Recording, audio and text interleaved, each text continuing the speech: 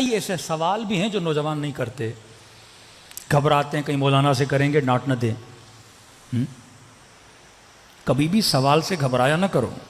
ان بیماریوں کا علاج اگر ہونا ہے تو مکتب اہل بیت میں ہونا ہے۔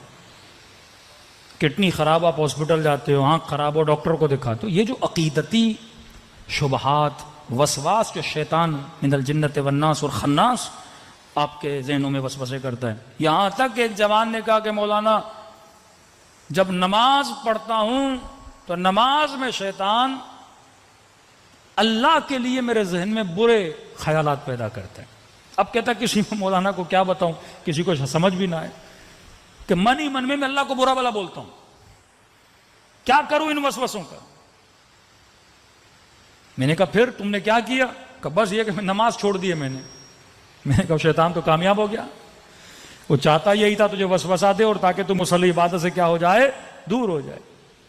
شیطان 7000 سال عبادت کرنے والا ہے،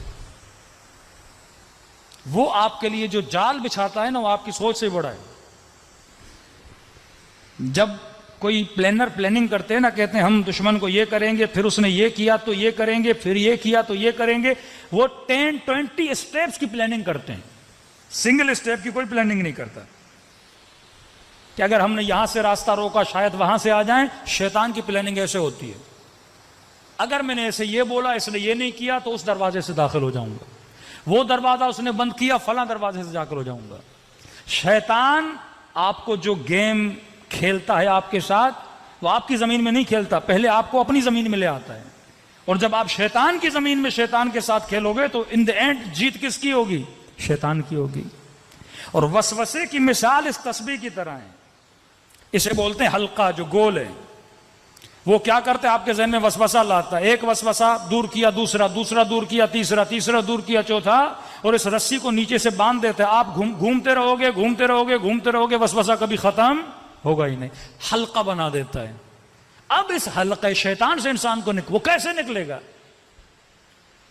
ایک بچہ تھا کہنے لگا مولانا میری ماں نے ہمارا جینا حرام کر دیا۔ بھائی کیا کیا آپ کی امی نے؟ کہا اسکول سے آتے ہیں، کالج سے آتے ہیں، فوراً دروازے پہ کھڑا کر دیتی ہے، تیرا پاؤں نجس ہے، پتہ نہیں تیرا کیا نجس ہے، جلدی جاؤ، یہ نہیں کہ پاؤں دھو کے آؤ، نہا کر آؤ۔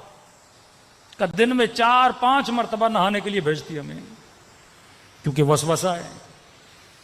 وضو کرتی ہے تو 10 مرتبہ ہاتھ کو دھوتی رہتی ہے۔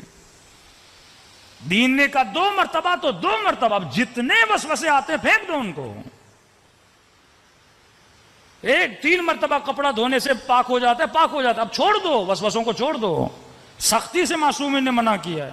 مولا کا صحابی نماز پڑھ رہا تھا، ناک سے خون کا قطرہ گرا، زمین پہ گرا، اب اس کے ذہن میں شروع ہوا زمین پہ کیا ہوگا، زمین کے نیچے کیا ہوگا، نیچے سے پاؤں کو لگا ہوگا۔ امام نے کہا تجھے کس نے کہا تھا تو اتنا سوچے؟ ظاہر پہ اکتفا کر، وسوسوں میں جتنا چلتا جائے گا وہ اتنا تجھے اندر گھیرتا جائے گا۔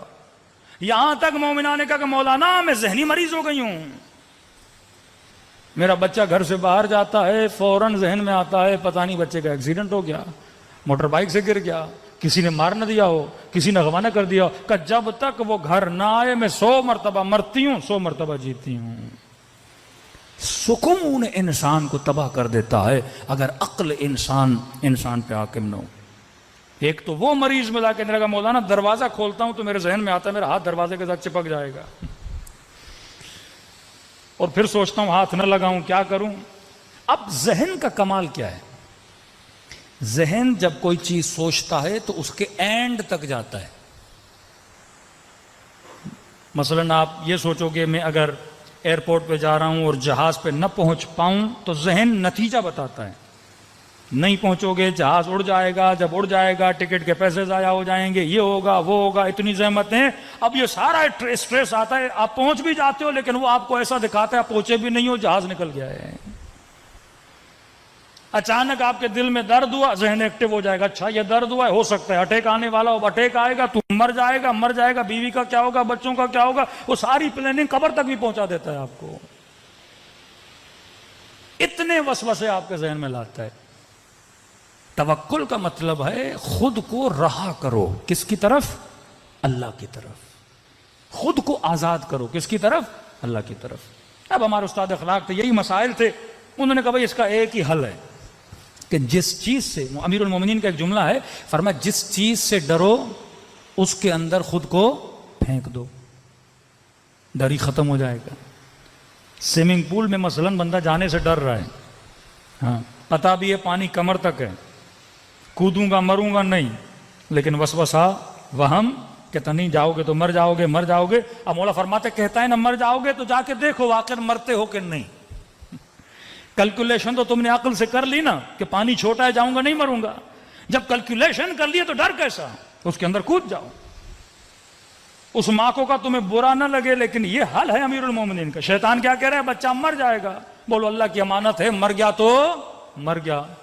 جب تم ڈر ختم کرو گی اس دن کے بعد کبھی وہم اور وسوسہ نہیں آئے گا۔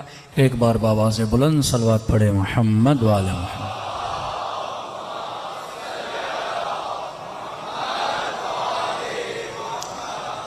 تو فرمایا جس چیز کا وسوسہ، جو خوف، جو ڈر تمہیں دلا رہا ہے، اس ڈر سے خود کو آزاد کر، جب تک آزاد نہیں کرے گا۔ دیکھیے دشمن کس چیز سے ڈراتا ہے؟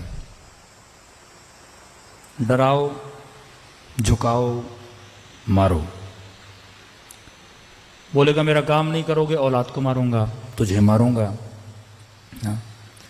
یہی خوف اصحاب امام حسین کے اندر پیدا کرنا چاہتا تھا، لیکن یہاں پہ شجاعت دکھانی ہے کہ میرے مال کا مالک خدا، میری جان کا مالک خدا، ہر چیز کا مالک کون ہے؟ پروردگار عالم ہے۔ تو فرمایا جس بھی چیز سے ڈرو اس سے خود کو کیا کر دو؟ آزاد کر دو۔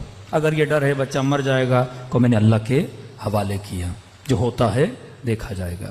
اگر یہ ڈر ہے مثلا یہ کام کروں کہیں اٹیک نہ آ جائے، ہاں وسوسہ ہوتا ہے، اب آنا نہیں بھی ہوگا، اسٹریس اتنا آئے گا وہ بالآخر تجھے کیا کر دے گا؟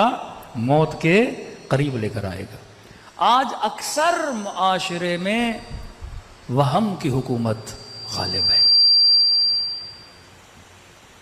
کہ میں یہ سمجھتا ہوں کہ یہ طاقت میرے پاس ہوگی تو میں کامیاب ہوں، مال میرے پاس ہوگا تو میں کامیاب ہوں، شہرت میرے پاس ہوگی تو میں کامیاب ہوں۔